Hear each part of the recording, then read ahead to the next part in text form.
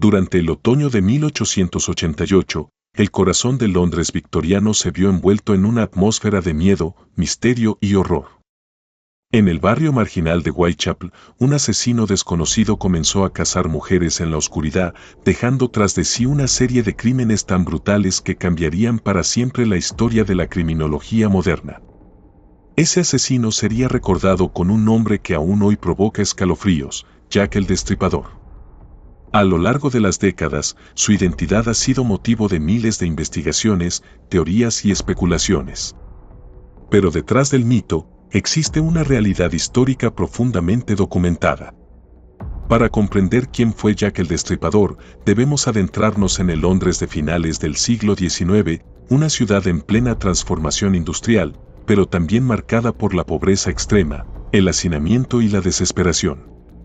En 1888, Whitechapel era un barrio popular del East End londinense, un laberinto de callejones oscuros, tabernas, casas de hospedaje y mercados abarrotados. Allí convivían obreros, inmigrantes judíos, marineros, prostitutas y mendigos. La revolución industrial había enriquecido a unos pocos, pero había condenado a miles a la miseria. La prostitución era una forma desesperada de sobrevivir, y las calles eran el escenario de violencia cotidiana, enfermedades y marginación. Fue en ese ambiente donde comenzaron los asesinatos. El 31 de agosto de 1888, la policía encontró el cuerpo de Marian Nichols, conocida como Polly, en la oscuridad de Bucks Row. Su garganta había sido cortada y su abdomen abierto. Al principio, el crimen se consideró un acto aislado. Sin embargo, en cuestión de semanas, otras mujeres aparecerían muertas de forma similar. Los historiadores suelen reconocer a 5 mujeres como las víctimas canónicas de Jack el Destripador: Marian Nichols, Annie Chapman, Elizabeth Stride, Catherine Adams y Mary Jane Kelly. Todas eran mujeres humildes que ejercían la prostitución y vivían en condiciones precarias. El segundo asesinato, el de Annie Chapman, ocurrió el 8 de septiembre. Su cuerpo fue hallado en el patio trasero del número 29 de Hanbury Street, con el cuello cortado y órganos internos extraídos con precisión quirúrgica.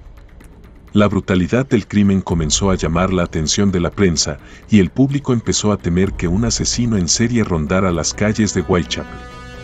El 30 de septiembre, el asesino atacó nuevamente, cometiendo lo que se conocería como la doble tragedia. Elizabeth Stride fue encontrada con la garganta cortada, pero sin mutilaciones abdominales, lo que hizo suponer que el asesino fue interrumpido. Apenas 45 minutos después, Catherine Adams fue asesinada en Madder Square, y su cuerpo mostraba mutilaciones severas, incluyendo el rostro desfigurado y el abdomen abierto.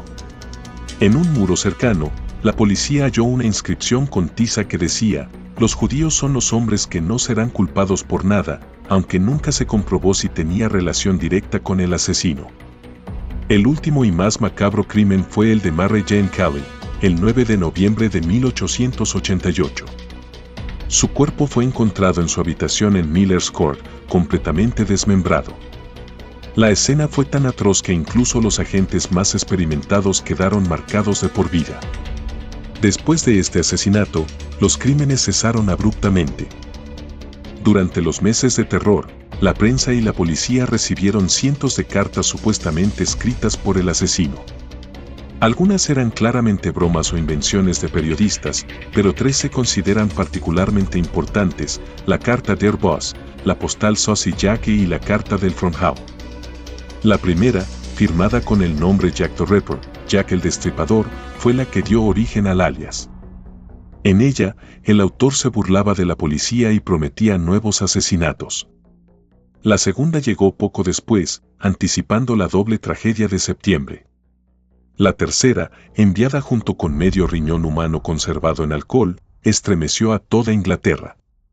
Aunque su autenticidad sigue en duda, marcó un punto culminante en el terror colectivo. La Policía Metropolitana, dirigida por Sir Charles Warren, lanzó una de las investigaciones más grandes de la historia británica. Se interrogaron a cientos de sospechosos, se revisaron hospitales, morgues y casas de hospedaje, y se patrullaron las calles día y noche.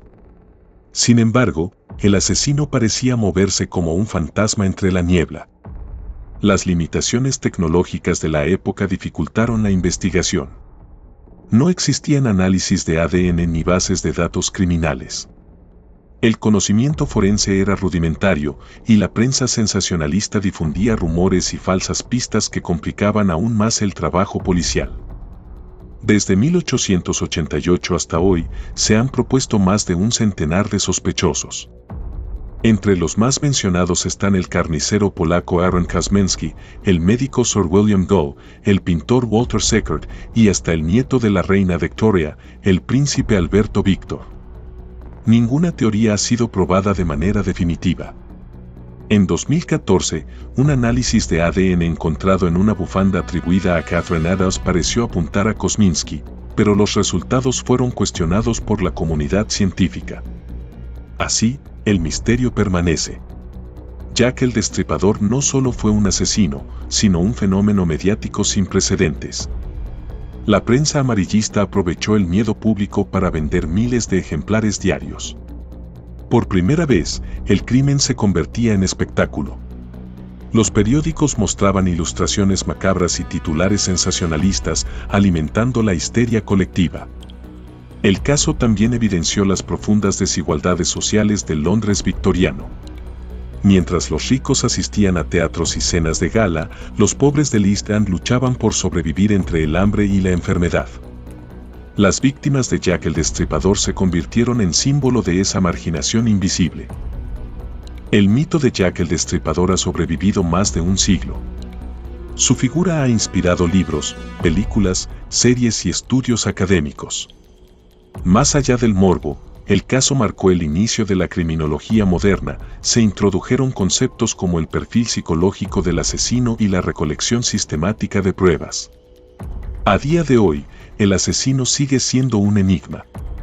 Su identidad se perdió entre los callejones de Whitechapel y las sombras de la historia. Pero su legado perdura como una advertencia sobre los límites del mal humano y las fallas de una sociedad que permitió que el horror floreciera entre la miseria. El Londres de 1888 ya no existe. Sin embargo, cuando la niebla cubre las viejas calles del East End, aún parece posible escuchar los ecos de pasos invisibles, el roce de un cuchillo en la oscuridad y la promesa inquietante de un asesino que nunca fue atrapado. Jack el Destripador no solo mató a sus víctimas, también sembró una pregunta que sigue sin respuesta: ¿quién fue realmente el hombre detrás del mito? Si te gustó este video, te invito a suscribirte a este canal para ver más historias como esta y más datos curiosos. Gracias por llegar hasta aquí y hasta la próxima.